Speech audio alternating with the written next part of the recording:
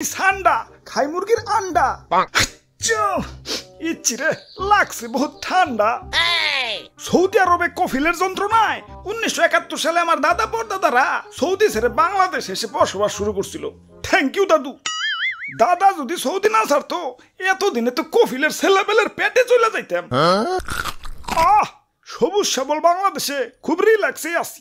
না আছে কফিলের যন্ত্রণা, না আছে মরুভূমির যন্ত্রণা। কি আনন্দ আকাশে বাতাসে। মন্ত্রী, ওই মন্ত্রী, আরে ওই মন্ত্রী। জি জি হুজুর।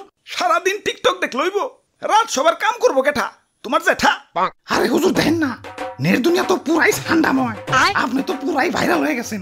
নেটে ঢুকলেই খালি আপনার ছবি। কি কো তাই নাকি? কিরে ফোন দিল কারা? হ্যালো, কে? ও সময় টিভি ইন্টারভিউ দিতে হইব। বাহ ভালোই তো। আচ্ছা ঠিক আছে। আবার কারা? হ্যালো, কে? নিউজ 420 কি? আপনার চ্যানেলও ইন্টারভিউ দিতে হইব? আচ্ছা আচ্ছা ঠিক আছে। হ্যালো, না না না ইন্টারভিউ দিতে পারব না, ব্যস্ত আছি। হাই হাই, ও নো, এই ফোনের উপরে ফোন আইতাছে। ধুর, ভাইরাল হয়ে যন্ত্রণায় আছি, ফোনের পর ফোন। এই বাঙালি নিউজ রিপোর্টার কি খাইয়াতে কোনো কাম নাই। কেউ ভাইরাল হইলি হয়, ওরে নিয়ে নিউজ বানাইতে বানাইতে জগা খিচুড়ি বানাই দেয়। মানুষে পাত দিয়েও সারা পারে না, ওইটাও নিউজ হয়ে যায়। বাবাই খালি নিউজ রিপোর্টাররা না, ইউটিউবাররাও। তাই ভাইরাল হয়ে ভালোই লাগতাছে, নিজের পুরো মেগাস্টার ফিল হইতাছে। সাকিব খান রে ফোন দিয়ে ক বরবাদ টুতে যেন আমারে রাখে। আরে হুজুর খবর কিছু রাখেন, বরবাদ টুতে আপনারা রাখবো, নিশ্চয় রাখবো। তো এই অ্যাক্টর হিসেবে না, খাবার টেবিলের খাবার হিসেবে। কি কও তুমি? হ্যাঁ, দেশে ঠান্ডা ভাইরাল হওয়ার পর থেকে দেশের পাবলিকরাও আমাকে ধরে ধরে খাওয়া শুরু করছে। অনেকে তো ঠান্ডা ভেবে বেচারা ঘুষাবেও ছাড় দিতেছে না, ঘুষাবো খাইতেছে। কও কি সৌদির কফিল কি বাংলাদেশে বললো নাকি? হুজুর এই মাত্র খবর পাইলাম, সুলতান ডাইনে ঠান্ডা বিরিয়ানি চালু করছে। এতক্ষণে কাম হইছে, বংশ তো নির্বংশ হয়ে যাবে।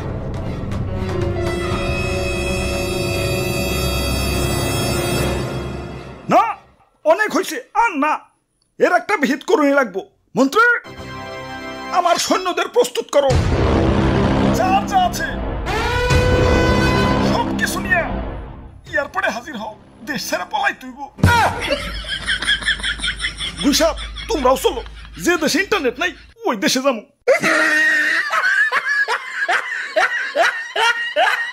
দাদু ওয়েদারটা সুন্দর না? পিকনিক করবার মন চাইতেছে। ওরে বাপুরে, আমি এর মধ্যে নাই। ইয়া গতবার আমার দিয়ে মুরগি চুরি করাইছিলে, ইয়া ধরা পইরা কি দৌড়ানি ডাই না খাইছি। এই বুড়া বয়সে আমি আর দৌড়ানি খাইতে চাই না। আরে দাদু এত ব্যাকডেটেড হলে চলবো? মুরগি দিয়ে পিকনিক করার যুগ এখনো আছে নাকি? ফেসবুক টেসবুক চালাও না নাকি? বুঝছি ভাই, চাচা ঠান্ডা দিয়ে পিকনিক করবেন তো সেই মজা ভাই। কিন্তু ঠান্ডা পামো কনে? ঠান্ডা তো মরুভূমিতে থাকে, এখন এই গরমে কি মরুভূমিতে যাবো নাকি? আরে দাদু ঠান্ডা ধরতে আবার মরুভূমিতে যাওয়া লাগে নাকি? বাংলাদেশের জঙ্গলেই তো অভাব নাই। তাহলে তাহলে তাড়াতাড়ি চলেন ভাই, দেরি করুন যাবো না, আগে ঠান্ডা ধরে নিয়ে আসি। ইয়া কই, ইয়া দূর দূরান্ত তো কোনো ঠান্ডা দেখতাছি না। খারাপ, ওই দিকটা একটু দেখে আহি। ধুর, ঠান্ডার আন্ডাও তো খুঁজে পাইতেছি না। চলো দাদু পোল্ট্রি দিয়ে পিকনিক করি গে। আরে দাদু পাইছি পাইছি, ধরছি আলারে। আমি একা ধরে রাখবার পারতেছি না। দাদু তাড়াতাড়ি হো, তাড়াতাড়ি হো। ভাই ভাই শক্ত করে ধরেন, সাইরেন না ভাই, সাইরেন না। ওরে বাপুরে, আইট করে ধরো। দাদু তাড়াতাড়ি হো, তাড়াতাড়ি হো। শরীরে অনেক শক্তি, একা ধরে রাখবার পারতেছি না।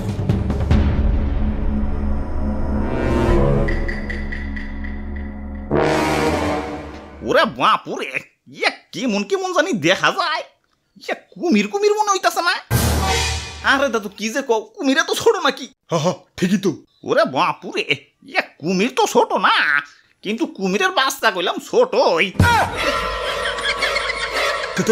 তে কাম হইছে, কুমিরের বাচ্চা যখন আছে আশেপাশে কুমিরের গার্জেনও আছে। বাবু গার্জেনটা কিছু করো না, ললিপপ কিনে দিন, আমি যাই। গার্জেন হার আগে এইটা বলি ভাই, গার্জেন হ্যাঁ পড়ছে।